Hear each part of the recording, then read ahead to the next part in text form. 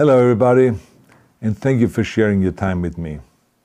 I'm sending this message through various different channels to reach my dear Russian friends and the Russian soldiers serving in Ukraine. I'm speaking to you today because there are things that are going on in the world that are being kept from you, terrible things that you should know about.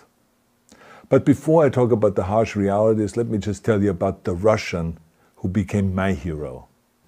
In 1961, when I was 14 years old, a very good friend of mine invited me to come to Vienna and to watch the World Weightlifting Championships.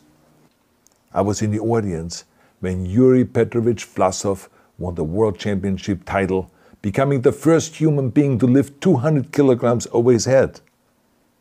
And somehow a friend of mine got me backstage. All of a sudden there I was, a 14-year-old boy, standing in front of the strongest man in the world. I couldn't believe it. He reached out to shake my hand. I still had a boy's hand. He had this powerful man's hand that swallowed mine. But he was kind, and he smiled at me. I will never forget that day. Never. I went home and I put his photo above my bed to inspire me when I started lifting weights. My father told me to take down that picture and to find a German or Austrian hero. He got really angry, and we argued back and forth. He didn't like Russians because of his experience in the Second World War. You see, he was injured at Leningrad, where the Nazi army that he was part of did vicious harm to the great city and to its brave people. But I did not take the photograph down, no, because it didn't matter to me what flag Yuri Vlasov carried. My connections to Russia didn't stop there, by the way. Oh, it actually deepened when I traveled there with bodybuilding and for my movies and met all my Russian fans. And on one of those trips, I remember, I met Yuri Vlasov once again. It was in Moscow during the filming of Red Heat, which was the first American movie allowed to film in Red Square. Now, he and I spent the whole day together. He was so thoughtful, so kind, and so smart, and, of course, very giving. He gave me this beautiful blue coffee cup. And ever since then, I've been drinking my coffee out of every morning. Now, the reason why I'm telling you all of those things is that ever since I was 14 years old, I've had nothing but affections and respect for the people of Russia. The strength and the heart of the Russian people have always inspired me. And that is why I hope that you will let me tell you the truth about the war in Ukraine and what is happening there. No one likes to hear something critical of the government, I understand that. But as a longtime friend of the Russian people, I hope that you will hear what I have to say. And may I remind you that I speak with the same heartfelt concern as I spoke to the American people when there was an attempted insurrection on January 6th last year, when a wild crowd was storming the US Capitol, trying to overthrow our government. You see, there are moments like this that are so wrong, and then we have to speak up. And this is exactly the same with your government. I know that your government has told you that this is a war to denazify Ukraine. Denazify Ukraine? This is not true. Ukraine is a country with a Jewish president, I might add, whose father's 3 brothers were all murdered by the Nazis. You see, Ukraine did not start this war. Neither did nationalists or Nazis. Those in power in the Kremlin started this war. This is not the Russian people's war. No. As a matter of fact, let me tell you, what you should know is that 141 nations at the UN voted that Russia was the aggressor and called for it to remove its troops immediately. Only 4 countries in the entire world voted with Russia. That is a fact. See, the world has turned against Russia because of its actions in Ukraine. Whole city blocks have been flattened by Russian artillery and bombs, including a children's hospital and a maternity hospital. 3 million Ukrainian refugees, mainly women, children, and elderly, fled their country, and many more are trying to seek to get out. It is a humanitarian crisis.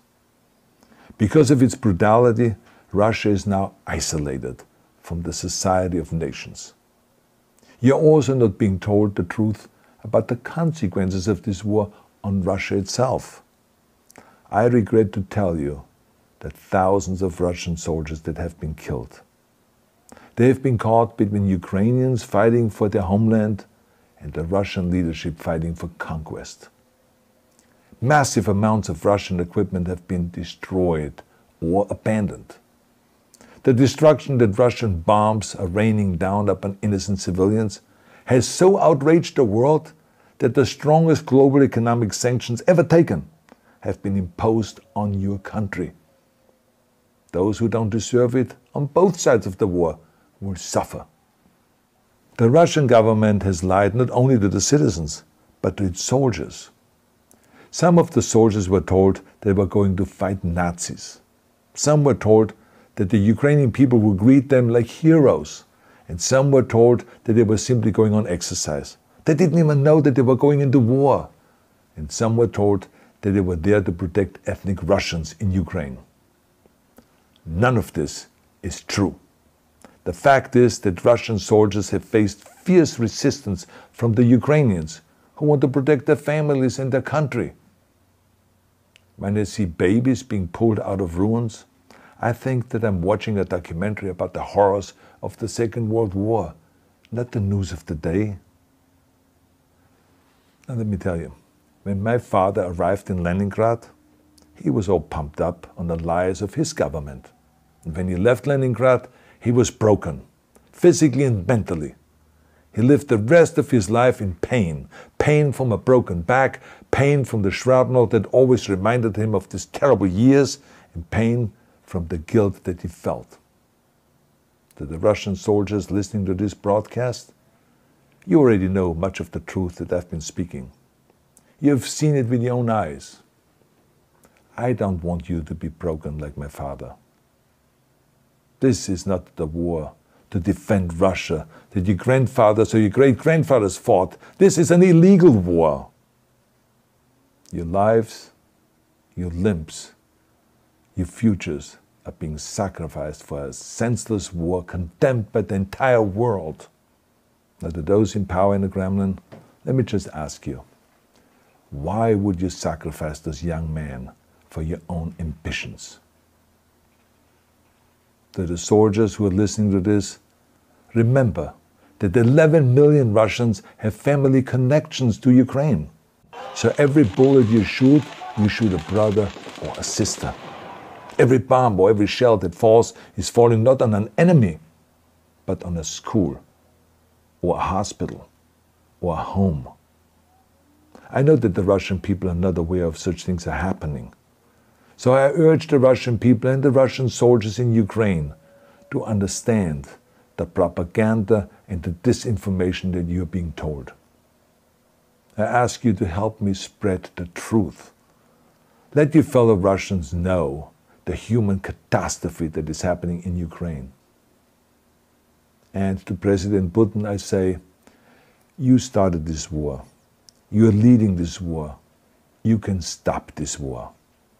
Now, let me close with a message to all of the Russians who have been protesting on the streets against the invasion of Ukraine.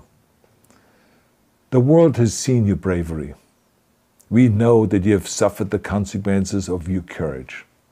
You have been arrested, you have been jailed, and you have been beaten. You are my new heroes. You have the strength of Yuri Petrovich Vlasov. You have the true heart of Russia. My dear Russian friends, may God bless you all.